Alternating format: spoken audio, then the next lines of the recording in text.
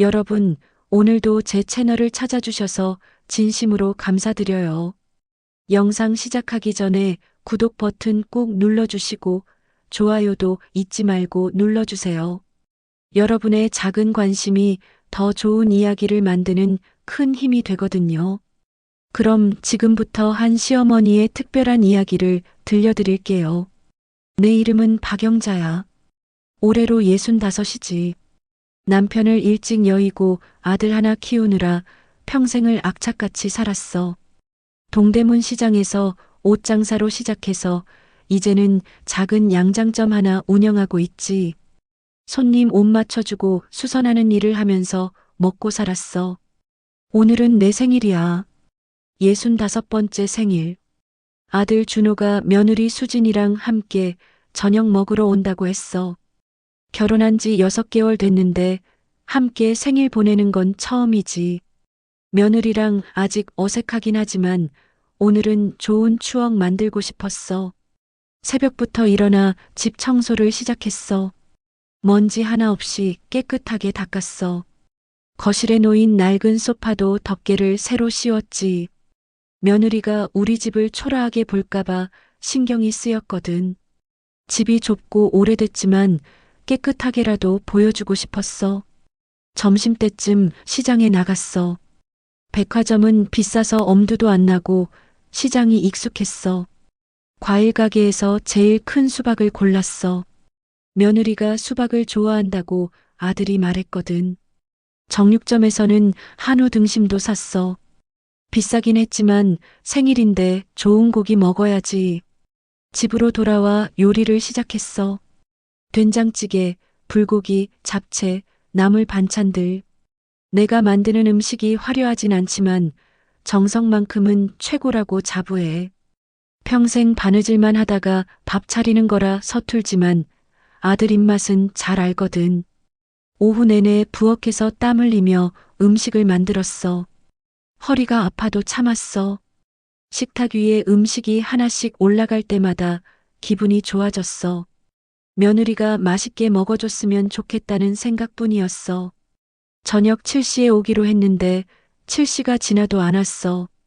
8시가 되어서야 초인종이 울렸어. 문을 열자 아들이 멋쩍은 얼굴로 서 있었어. 엄마, 늦어서 미안해. 생일 축하해. 그 뒤에 며느리가 피곤한 얼굴로 서 있었어. 며느리는 인사도 없이 소파에 가방을 던지듯 내려놓고 화장실로 들어가 버렸어. 안녕하세요, 어머니. 이런 말도 없었어. 아들이 민망했는지 수진이가 오늘 회사에서 힘든 일이 있었나 봐. 엄마가 이해 좀 해줘 라고 했어. 이해하지 뭐. 나도 며느리 나이 때 시장에서 하루 종일 서서 일했어.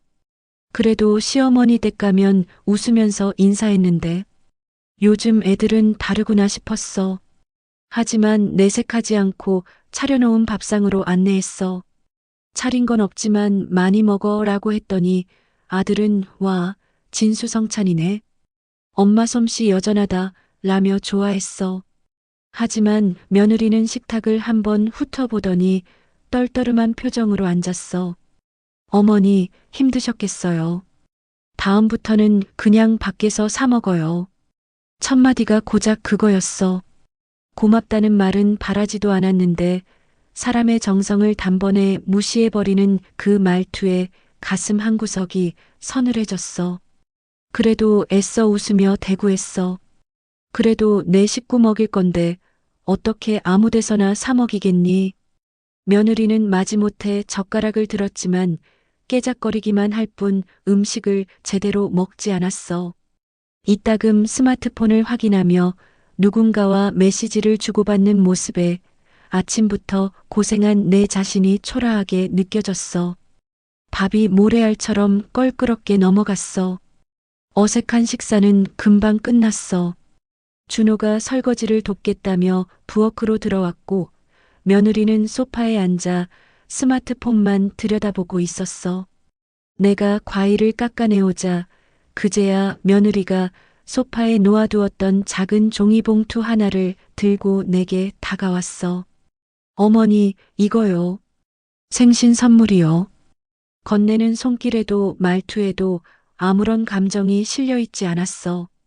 그래도 자식들이 챙겨주는 마음이 고마워 일부러 더 밝게 웃으며 봉투를 받아들었어. 그런데 손에 든 봉투가 이상할 정도로 가벼웠어. 어머, 뭘 이런 걸 다. 애써 웃으며 봉투 안을 들여다본 순간 나는 내 눈을 의심했어. 그 안에는 포장도 없이 덜렁 들어있는 물건 하나가 전부였거든. 마트에서 파는 싸구려 고무장갑 한 켤레였어. 3,000원짜리. 내 머릿속이 새하얗게 비는 기분이었어. 이게 대체 무슨 상황인가 싶어 며느리를 쳐다봤지만 아이는 내 표정 따위는 아랑곳하지 않고 하품을 하며 말했어. 어머니 바느질 하시잖아요. 손 보호하라고요. TV 광고 보고 샀어요. 그 말에 옆에서 과일을 깎던 아들의 손이 순간 멈칫하는 것이 보였어. 준호는 당황한 얼굴로 나와 며느리를 번갈아 쳐다봤지만 차마 자기 아내에게 한 소리는 하지 못한 채 입술만 달싹거리고 있었어. 그 침묵이 내게는 더 큰 상처로 다가왔어. 나는 잠시 동안 아무 말도 할 수 없었어. 화가 난다거나 서운하다는 감정보다는 거대한 벽 앞에서 압도당하는 듯한 무력감이 나를 짓눌렀어. 저 아이에게 나는 시어머니라는 존재가 고작 3,000원짜리 고무장갑 하나를 아무렇게나 건네도 되는 그런 사람이었던 거야. 평생을 악착같이 살아오며 누구에게도 무시당하지 않으려 애썼던 내 인생이 송두리째 부정당하는 기분이었어. 나는 천천히 고무장갑을 봉투에서 꺼내 식탁 위에 올려두었어. 그리고는 아무 일도 없었다는 듯 최대한 평온한 목소리로 입을 열었어. 그래, 고맙다. 너희 시어머니 손 건강까지 챙겨주고. 잘 쓸게. 내 대답에 아들은 안절부절 못하며 어쩔 줄 몰라 했고 며느리는 이제야 자기 할 일을 다 끝냈다는 듯 후련한 표정으로 다시 소파에 가앉았어. 그날 밤 아들 내외는 과일 몇 조각을 더 먹고는 피곤하다는 핑계를 대며 서둘러 자리를 떴어. 그들이 돌아간 현관문이 닫히는 순간 집안의 모든 소음이 거짓말처럼 사라졌어. 방금 전까지만 해도 세 사람이 북적이며 억지 웃음과 불편한 침묵을 나누던 공간이라고는 믿기지 않을 만큼의 정막이 내려앉았어. 나는 한참 동안이나 소파에 기대 앉아 있었어. 텅 빈 거실을 가로지르는 괴종식의 째깍거리는 소리가 유난히 크게 들리는 밤이었어. 식탁 위에는 전쟁이라도 치른 듯 어수선한 그릇들이 남아 있었고 그 중심에는 마치 전리품처럼 노란색 3,000원짜리 고무장갑이 형광등 불빛 아래에서 번들거리고 있었어. 분노가 지나간 자리에 남은 것은 차가운 허탈감이었어. 내가 고작 이 정도 대접을 받으려고 평생을 아등바등 살아왔나? 구멍 난 양말이라도 꿰매 신고 시장 바닥을 구르며 아들 하나 번듯하게 키워낸 세월이 고작 고무장갑 하나 값으로 돌아오는구나 싶어 허탈했어. 하지만 나는 눈물을 흘리며 신세 한탄이나 하고 있을 만큼 어리석거나 약하지 않았어. 시장에서 장사를 배울 때 가장 먼저 익힌 것이 있다면 그건 바로 손해본 장사일수록 더 냉철하게 복귀해야 한다는 것이었어. 감정에 휩쓸려서는 다음 장사에서 또 손해를 보기 마련이거든. 나는 자리에서 일어나 묵묵히 그릇을 치우기 시작했어. 그릇들이 싱크대에서 부딪히는 소리가 내 심경을 대변하는 듯 날카롭게 울려 퍼졌어. 설거지를 마치고 젖은 손을 닦으며 다시 한번 식탁 위에 고무장갑을 바라봤어. 이제 저것은 더 이상 단순한 고무장갑이 아니었어. 그것은 내 며느리 김수진이라는 사람의 가치관과 나를 대하는 태도를 담고 있는 하나의 상징물이었어. 그리고 나는 그 상징을 가장 효과적인 방법으로 되돌려주기로 마음먹었어. 받은 것은 반드시 갚는다. 이것이 평생을 지켜온 내 삶의 방식이었으니까. 다만 갚아주는 방식은 받은 방식과는 전혀 달라야 했어. 촌스럽고 저급하게 맞대응하는 것은 내 자존심이 허락하지 않았어. 가장 세련되고 우아한 방식으로 뼈아픈 가르침을 선사해야만 했어. 그렇게 며칠이 흘렀어. 나는 아무 일도 없었다는 듯 평소와 똑같은 일상을 보냈어. 아들에게서 전화가 몇 번 걸려왔지만 나는 고무장갑에 대한 이야기는 한마디도 꺼내지 않았어. 아마 내 아들 녀석은 내가 그냥 나이가 들어서 혹은 좋은 게 좋은 거라며 조용히 넘어간다고 생각했을지도 몰라. 하지만 물밑의 오리발처럼 내 머릿속은 그 누구보다도 분주하게 움직이고 있었어. 맹수가 사냥감을 덮치기 전 숨을 죽이고 때를 기다리듯 나 역시 완벽한 기회를 엿보고 있었던 거지. 기회는 생각보다 빨리 찾아왔어. 며칠 뒤 느지막이 아침을 먹고 있는데 며느리에게서 전화가 걸려왔어. 생일 이후로는 처음 있는 일이었어. 무슨 일인가 싶어 전화를 받자 수화기 너머로 한 톤 높은 며느리의 목소리가 들려왔어. 어머니, 저 수진이에요. 식사는 하셨어요. 싹싹한 척 꾸며낸 목소리가 오히려 더 귀에 거슬렸어. 그래, 아가 무슨 일이냐? 아니, 별일은 아니고요. 다음 주에 저희 엄마 생신이거든요. 그래서 준호 씨랑 백화점 다녀오려고요. 그제야 전화한 의도를 알 수 있었어. 이건 안부 전화가 아니라 명백한 자랑 전화였어. 어머, 그러니 벌써 안사돈 생신이 다가오는구나. 시간 참 빠르네. 내 덤덤한 반응에 김이 샜는지 며느리는 한술 더 떠 구체적인 자랑을 늘어놓기 시작했어. 네. 그래서 이번에 큰 마음 먹고 핸드백 하나 사드리려고요. 엄마가 예전부터 갖고 싶어 하시던 게 있었거든요. 샤넬이라고 아시려나. 아무튼 그거 구하느라 얼마나 힘들었는지 몰라요. 예약 걸어놓고 몇 달을 기다렸다니까요. 나는 샤넬이 뭔지 알지도 못했지만 며느리의 목소리에 가득한 우월감을 느끼기에는 충분했어.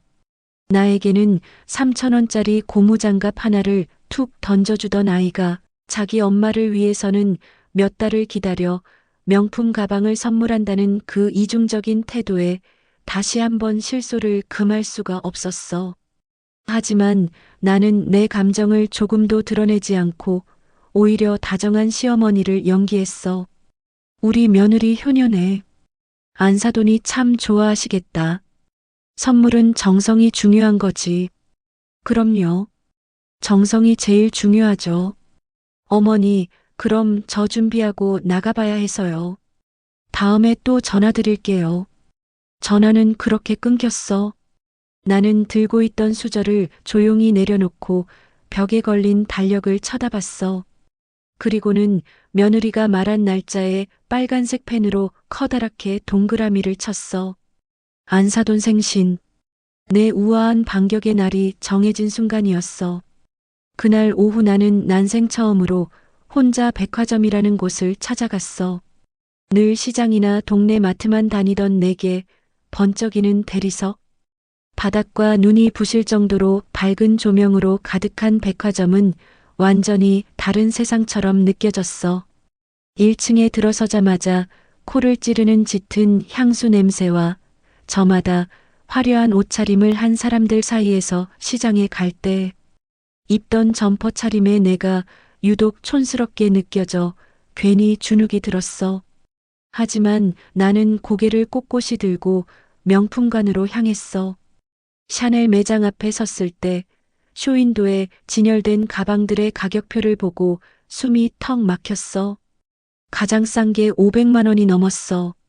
내가 한 달 동안 바느질해서 버는 돈보다 많았어. 며느리는 자기 엄마한테 이런 걸 사준다고. 매장 직원이 나를 보더니 눈빛이 달라졌어. 뭔가 살 사람이 아니라고 판단한 거지. 어떻게 오셨어요? 목소리에 무시하는 기색이 역력했어. 나는 침착하게 대답했어. 선물 하나 사려고 하는데요. 뭐가 좋을까요? 직원은 대충 몇 가지를 보여줬어. 설명도 성의 없이 했어. 내가 묻고 싶었던 건 가격이 아니라 어떤 게 제일 인기 있냐는 거였는데 직원은 아무거나 고르라는 식이었어. 결국 나는 가장 눈에 띄는 것을 골랐어. 클래식 플랫백이라는 거였어. 가격은 800만 원. 내 평생 저축한 돈의 절반이었어. 하지만 나는 망설이지 않고 카드를 꺼냈어. 직원이 놀란 표정으로 나를 쳐다봤지만 나는 태연하게 결제를 마쳤어.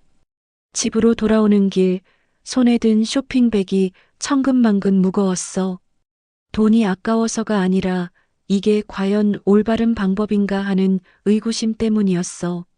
하지만 나는 이미 결심했어.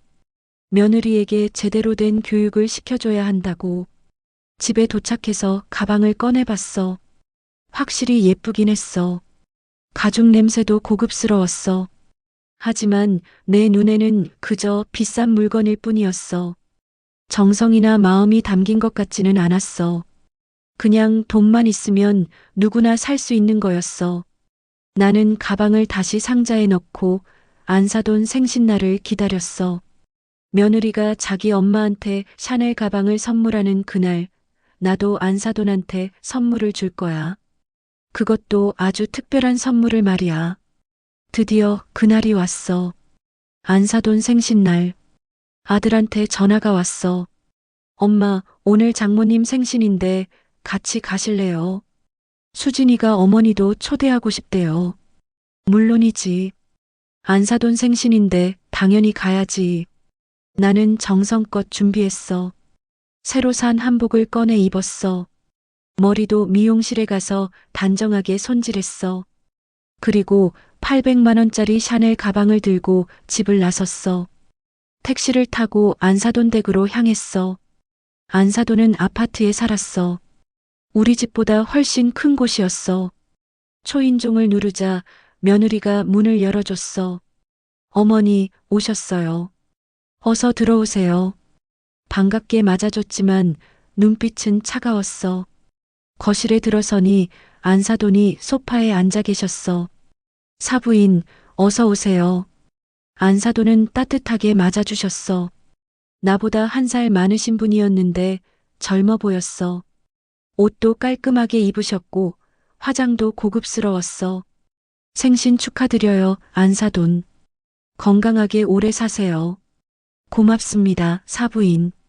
같이 와주셔서 고마워요. 우리는 정중하게 인사를 나눴어. 며느리가 케이크를 준비했고 곧 생일 파티가 시작됐어. 아들과 며느리가 생일 축하 노래를 불렀어. 안사돈이 촛불을 끄고 소원을 빌었어. 모두들 박수를 쳤어. 분위기가 화기애애했어. 그리고 드디어 선물 시간이 왔어. 며느리가 커다란 쇼핑백을 꺼냈어. 엄마, 생신 선물이에요. 엄마가 갖고 싶어 하시던 거예요. 안사돈이 상자를 열었어. 그 안에는 샤넬 가방이 들어 있었어. 며느리가 자랑했던 바로 그 가방. 세상에, 수진아. 이게 얼마짜리인데. 안사돈이 놀라며 기뻐하셨어. 엄마, 괜찮아요. 엄마 행복하시면 돼요. 며느리가 자랑스럽게 말했어. 아들도 옆에서 웃고 있었어. 나는 조용히 그 광경을 지켜봤어. 그때 며느리가 나를 쳐다봤어. 눈빛에 우월감이 가득했어. 어머니는 무슨 선물 준비하셨어요? 모든 시선이 나한테 쏠렸어. 나는 침착하게 가방 옆에 놓아둔 쇼핑백을 들어 올렸어. 나도 준비한 게 있지. 안사돈, 받아주세요. 쇼핑백을 건넸어. 안사돈이 조심스럽게 상자를 열었어. 그리고 그 안에서 또 다른 샤넬 가방이 나왔어. 며느리가 선물한 것과 똑같은 디자인이었어. 거실이 순간 조용해졌어. 며느리의 얼굴이 창백해졌어. 아들은 어리둥절한 표정이었어. 안사돈만 놀라며 기뻐하셨어. 세상에, 사부인. 이게 무슨 일이에요? 너무 비싼 선물이잖아요. 아닙니다, 안사돈. 생신인데 이 정도는 드려야죠. 제 진심이에요. 나는 태연하게 말했어. 며느리가 나를 빤히 쳐다봤어. 눈빛에 당혹감과 분노가 섞여 있었어. 자기가 준비한 특별한 선물이 순식간에 평범한 것이 되어버렸으니까. 안 사돈이 2개의 가방을 나란히 놓고 감탄하셨어.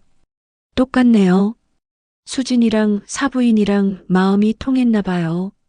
웃으며 말씀하셨지만 며느리는 웃지 못했어. 억지로 미소를 지었지만 눈은 웃지 않았어. 식사 시간이 됐어. 안사돈이 준비한 음식들이 나왔어. 고급 음식점에서 배달시킨 것 같았어. 화려하고 맛있어 보였어. 하지만 나는 별로 입맛이 당기지 않았어. 며느리도 제대로 먹지 못했어. 계속 나를 의식하고 있었거든. 식사가 끝나고 차를 마시는데 며느리가 화장실에 간다며 자리를 떴어. 아들도 따라 나갔어. 나와 안사돈만 거실에 남았어. 안사돈이 조심스럽게 말을 꺼냈어. 사부인, 제가 사과드려야 할 것 같아요. 수진이가 예의가 없었나 봐요. 제가 딸을 잘못 키웠어요. 안사돈은 며느리가 내게 고무장갑을 선물한 일을 알고 계셨어. 아들이 장모님한테 말씀드린 모양이었어. 아닙니다, 안사돈. 젊은 사람들이 다 그렇죠. 요즘 세대는 우리와 다르니까요. 나는 태연하게 대답했어. 하지만 안사돈은 미안해하셨어. 제가 딸한테 제대로 교육을 시켜야 하는데 송구스럽습니다. 우리는 한참 동안 이야기를 나눴어. 안사돈은 좋은 분이셨어. 딸을 걱정하는 마음이 진심이었어. 나는 안사돈이 불쌍하다는 생각이 들었어. 며느리가 저렇게 자란 건 안사돈 탓이 아닐 텐데. 잠시 후 며느리와 아들이 돌아왔어. 며느리의 눈이 빨갛게 충혈돼 있었어. 울었나 봐. 아들이 며느리한테 뭔가 말한 모양이었어. 며느리가 내게 다가와 앉았어. 어머니, 제가 잘못했어요. 어머니 생신 때 고무장갑 드린 거 정말 죄송해요. 며느리가 고개를 숙이며 사과했어. 하지만 목소리에는 진심이 느껴지지 않았어. 그냥 아들한테 혼나서 마지못해 하는 사과 같았어. 됐다. 다 지나간 일이야. 나는 담담하게 대답했어. 며느리는 고개를 들었지만 눈빛은 여전히 차가웠어. 아마 자기가 준비한 특별한 날이 망가졌다고 생각하는 것 같았어. 그날 저녁 집으로 돌아오는 길 나는 생각했어. 과연 이게 올바른 방법이었을까? 며느리에게 돈으로 맞대응한 게 과연 맞는 걸까? 하지만 다른 방법이 있었을까? 말로 했으면 며느리가 들었을까? 그 일이 있고 나서 며느리와의 관계는 더 어색해졌어. 며느리는 나를 피했어. 아들이 같이 밥 먹자고 해도 회사 일이 바쁘다며 핑계를 댔어. 명절에도 얼굴 보기가 어려워졌어. 아들은 중간에서 힘들어했어. 엄마, 수진이가 어머니한테 미안해하고 있어요. 그냥 시간이 필요한 것 같아요. 아들의 말을 들으며 나는 후회가 들기도 했어. 너무 심하게 한 건 아닐까? 몇 달이 지났어. 어느 날 며느리한테서 전화가 왔어. 어머니, 저 수진이에요. 목소리가 평소와 달랐어. 좀 더 조심스럽고 낮았어. 그래, 무슨 일이냐? 제가 어머니 댁에 가도 될까요? 혼자요. 며느리가 혼자 오고 싶다니. 무슨 일인지 궁금했어. 그래, 와라. 언제든 환영이다. 다음 날 며느리가 우리 집에 왔어. 손에 작은 보자기를 들고 있었어. 명품 가방이 아니라 천으로 싼 뭔가였어. 들어와, 수진아. 며느리를 맞아들였어. 며느리는 평소와 달리 화장을 연하게 했어. 옷도 수수했어. 거실에 앉은 며느리가 보자기를 풀었어. 그 안에는 직접 만든 것처럼 보이는 조각보가 들어 있었어. 어머니, 이거 드리려고요. 제가 직접 만들었어요. 며느리가 조심스럽게 말했어. 조각보를 펼쳐보니 정말 정성스럽게 만들어져 있었어. 바느질이 고르진 않았지만 손때가 묻어 있는 게 느껴졌어. 수진아, 이걸 내가 만들었다고.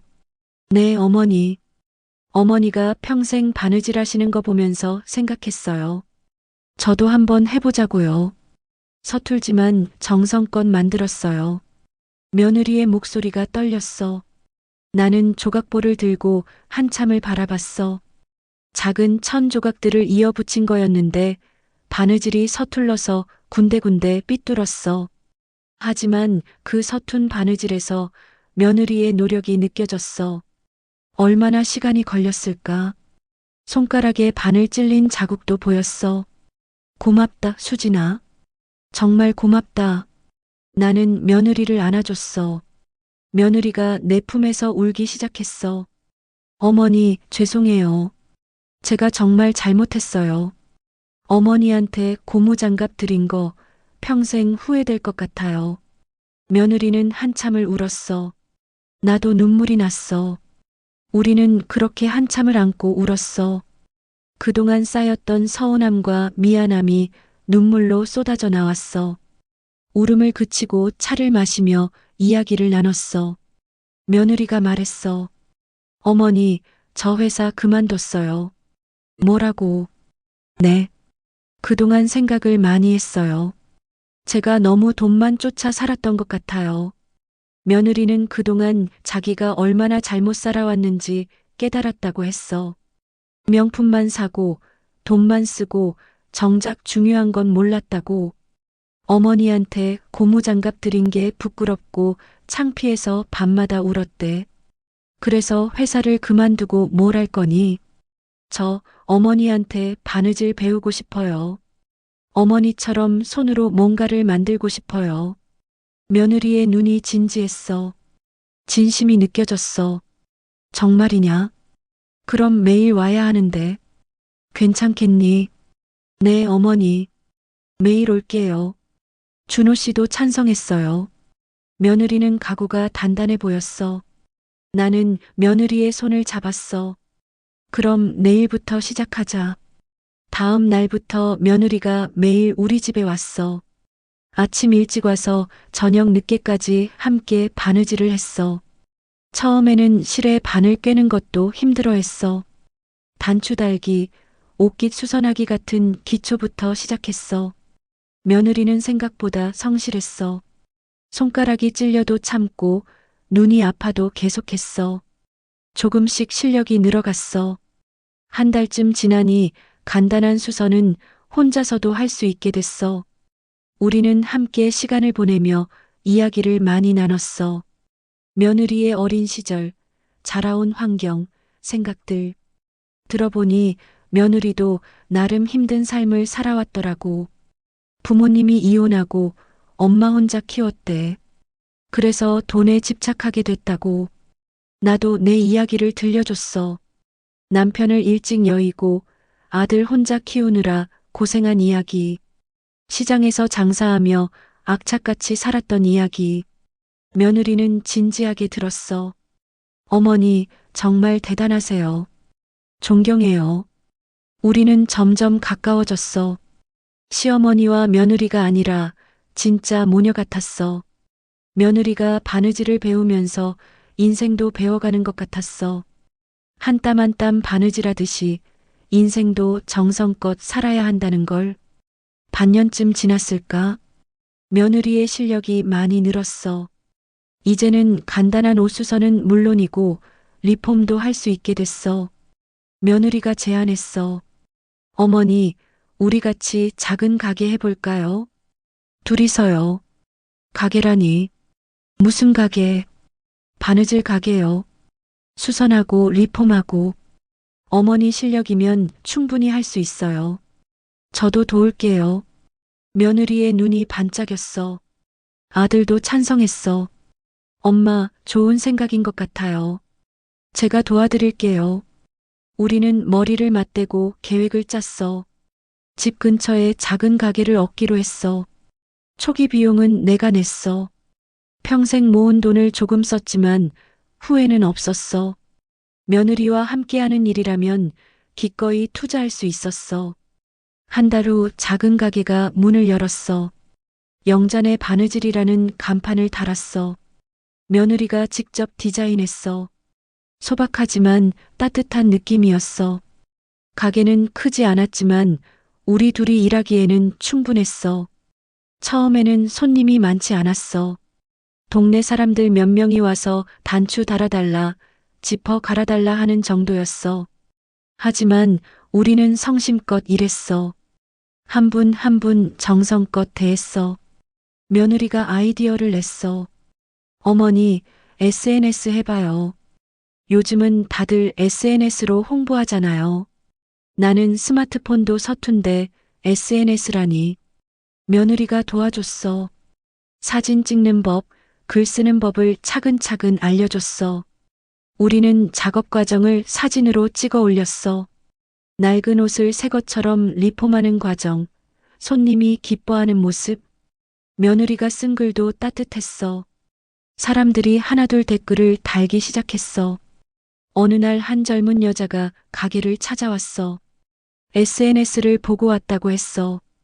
돌아가신 할머니가 입던 한복을 현대적으로 리폼해달래. 우리는 정성껏 작업했어.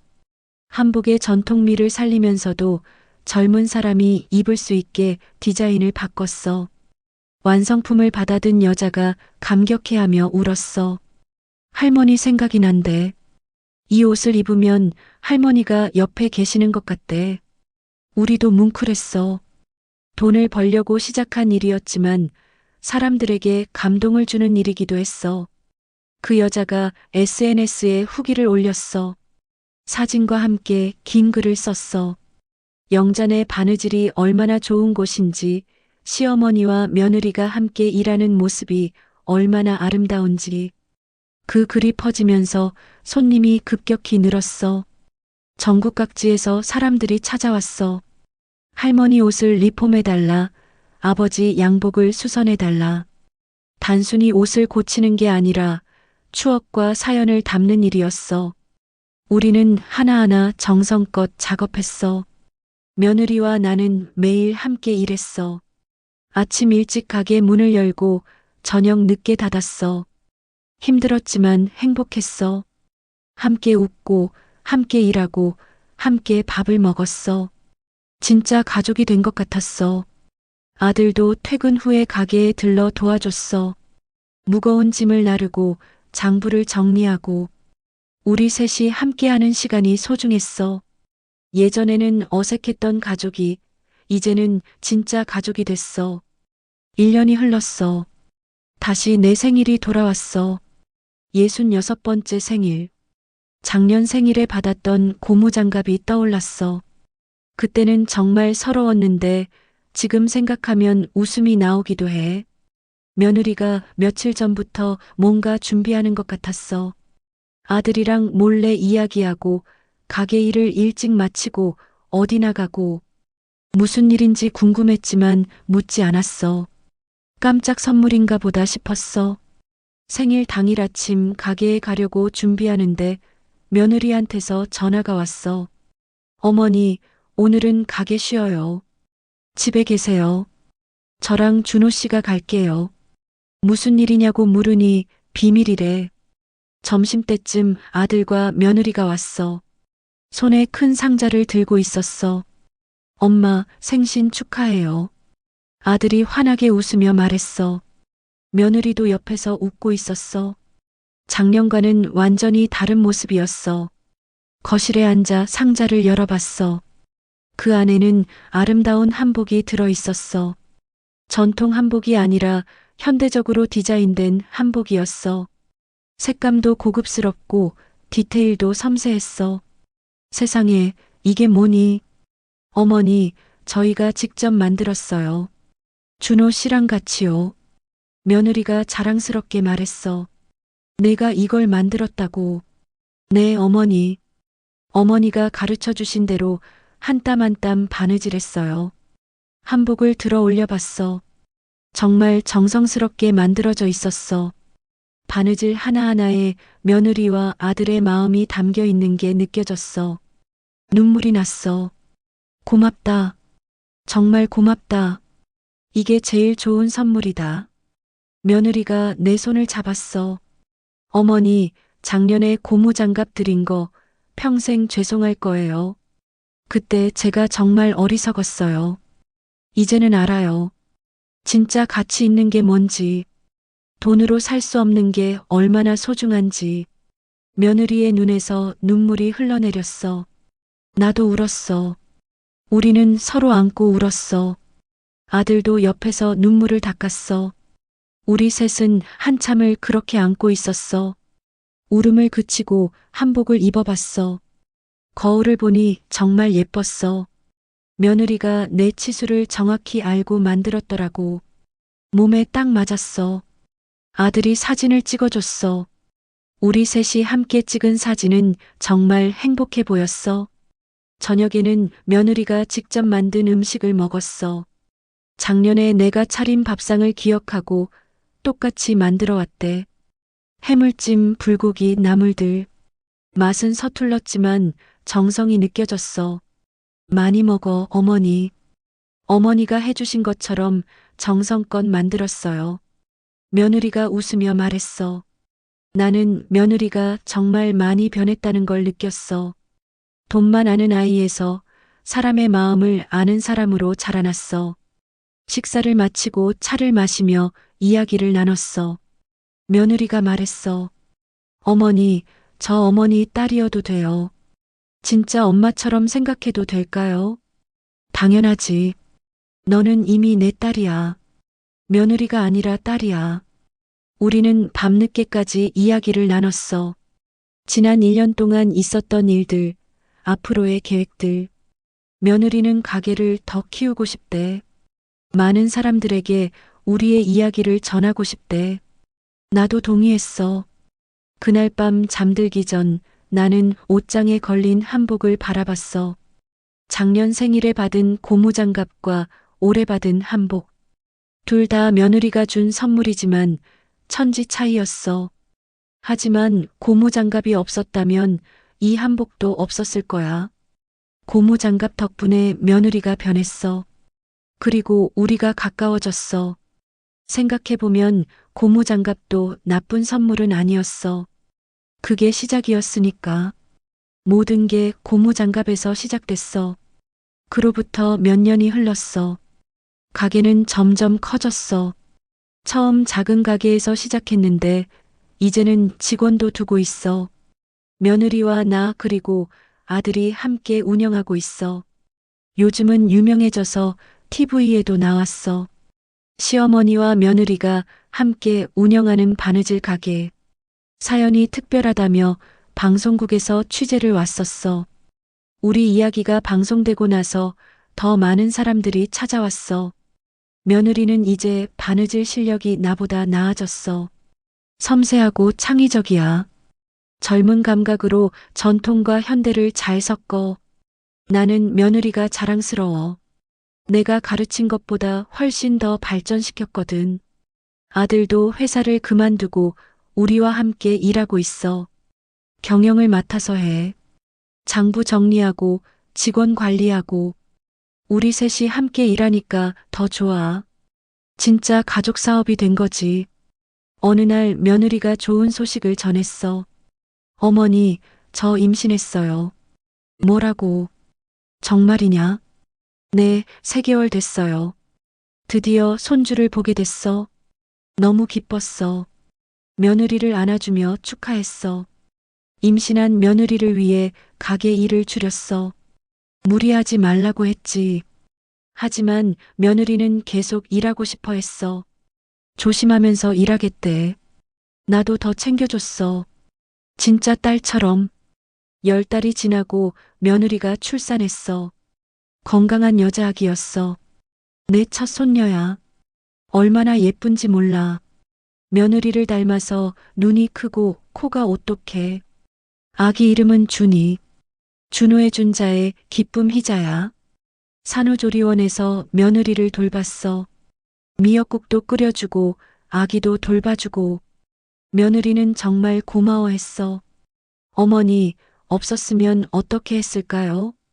제 친엄마보다 더 잘해주세요. 나도 며느리가 친딸 같았어. 아니, 친딸보다 더 소중했어. 같이 고생하며 쌓은 정이 더 깊었거든. 우리는 이제 진짜 가족이 됐어. 피로 이어진 게 아니라 마음으로 이어진 가족. 손녀가 돌이 됐을 때 큰 잔치를 열었어. 가게 손님들도 많이 왔고 동네 사람들도 왔어. 안사돈도 오셨어. 우리는 함께 아기의 돌을 축하했어. 돌잔치 때 며느리가 나한테 선물을 줬어. 또 무슨 선물일까 궁금했는데 액자였어. 그 안에는 작년 내 생일 때 받았던 고무장갑이 들어 있었어. 그리고 옆에 글귀가 적혀 있었어. 시작은 미약했으나 끝은 창대하리라. 이 고무장갑에서 우리의 진짜 인연이 시작됐습니다. 어머니 사랑합니다. 며느리의 글씨였어. 나는 액자를 보며 눈물이 났어. 정말 감동적이었어. 우리는 그 액자를 가게에 걸어뒀어. 손님들이 물어보면 우리 이야기를 들려줘. 3,000원짜리 고무장갑에서 시작된 우리의 이야기를. 사람들은 감동해하고 우리를 응원해줘. 지금 내 나이 70이야. 며느리와 함께한 지 5년이 됐어. 이 5년이 내 인생에서 가장 행복한 시간이었어. 며느리 덕분에 진짜 가족의 의미를 알게 됐어. 돈이 아니라 마음이 중요하다는 걸 다시 배웠어. 가끔 생각해. 만약 그때 며느리가 비싼 선물을 줬다면 어땠을까? 아마 지금처럼 가깝지 않았을 거야. 고무장갑이라는 싸구려 선물이 역설적으로 우리를 진짜 가족으로 만들어줬어. 인생은 참 알 수 없어. 나쁜 일이 좋은 일로 바뀌기도 하고 좋은 일이 나쁜 일로 바뀌기도 해. 중요한 건 어떻게 받아들이고 어떻게 대처하느냐인 것 같아. 며느리와 나는 지금도 매일 가게에서 함께 일해. 손녀는 가게 뒤에서 놀아. 할머니, 엄마 하고 부르는 소리가 들리면 너무 행복해. 우리는 진짜 가족이야. 가게 앞에는 여전히 영잔의 바느질이라는 간판이 걸려 있어. 하지만 이제는 간판 밑에 작은 글씨로 더 써놨어. 시어머니와 며느리가 함께하는 곳. 마음을 잇는 바느질. 우리는 옷을 깁지만 사실은 사람의 마음을 깁는 거야. 찢어진 관계를 다시 꿰매고 상처받은 마음을 회복시켜. 우리 가게에 오는 사람들은 옷만 고치는 게 아니라 마음도 치유받고 가. 저녁이 되면 가게 문을 닫고 집으로 가. 며느리와 아들, 손녀와 함께 저녁을 먹어. 예전에는 어색했던 밥상이 이제는 가장 편안한 시간이야. 우리는 이야기를 나누고 웃어. 밤에 잠들기 전 나는 항상 감사해. 이렇게 좋은 가족이 있어서, 며느리가 변해줘서, 아들이 옆에서 도와줘서, 손녀가 건강하게 자라줘서, 모든 게 감사해. 3,000원짜리 고무장갑 하나가 내 인생을 바꿨어. 처음에는 모욕이라고 생각했지만 지금은 최고의 선물이었다고 생각해. 그 고무장갑이 없었다면 지금의 우리도 없었을 테니까. 인생은 참 신기해. 예측할 수 없어. 하지만 그게 인생의 묘미인 것 같아. 나쁜 일도 결국은 좋은 일로 이어질 수 있어. 중요한 건 포기하지 않고 계속 노력하는 거야. 며느리와 나는 이제 진짜 모녀야. 피보다 진한 정으로 이어진 가족이야. 서로를 이해하고 존중하고 사랑해. 이게 진짜 가족이 아니고 뭐겠어. 가게는 계속 번창하고 있어. 손님들도 계속 늘어나고. 하지만 우리는 초심을 잃지 않으려고 해. 돈보다는 사람을 먼저 생각해. 한 사람 한 사람을 정성껏 대해. 요즘 며느리가 또 임신했어. 둘째를 가졌대. 이번에는 아들이래. 내 손자가 생기는 거야. 너무 기뻐. 우리 가족이 더 커지는 거잖아. 며느리는 가게 일을 조금씩 줄이고 있어. 건강이 제일 중요하니까. 나는 며느리를 더 챙겨줘. 친딸처럼. 아니, 친딸보다 더. 며느리도 나를 친엄마처럼 대해줘. 우리는 진짜 모녀가 됐어. 이게 기적이 아니고 뭐야? 앞으로도 우리는 함께 가게를 운영할 거야. 손녀와 손자가 크면 같이 일할 수도 있겠지. 4대가 함께하는 가게. 상상만 해도 행복해. 내 인생은 고무장갑 하나로 바뀌었어. 모욕에서 시작해서 사랑으로 끝났어. 인생이 이렇게 극적일 수 있다니. 나는 정말 운이 좋은 사람이야. 며느리야, 고마워. 내가 변해줘서, 내가 내 딸이 되어줘서, 우리 함께 늙어가자. 손녀 손자 보면서 행복하게 살자. 이게 내 마지막 소원이야. 오늘도 가게 문을 닫고 집으로 간다. 며느리 손을 잡고 우리는 웃으며 걷는다. 석양이 우리를 비춘다. 따뜻하고 아름답다. 우리의 미래처럼. 이게 내 이야기야. 3,000원짜리 고무장갑에서 시작된 한 시어머니와 며느리의 진짜 가족 이야기. 여러분도 가족과 화해하고 사랑하며 사세요. 그게 인생에서 가장 중요한 거니까.